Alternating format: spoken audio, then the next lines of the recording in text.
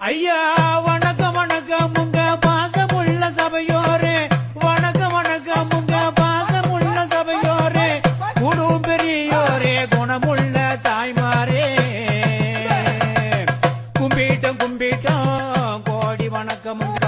ஐயா தூத்துக்குடி மாவட்டமா சிறுவைகுண்டம் தாலுகாவா, தூத்துக்குடி மாவட்டமா சிறுவைகுண்டம் தாலுகாவா, கருங்குளம் பக்கத்தில் அழகான புளியங்குளம், கருங்குளம் பக்கத்தில் அழகான புளியங்குளம், நாங்கள் பிறந்த ஊர் கனவு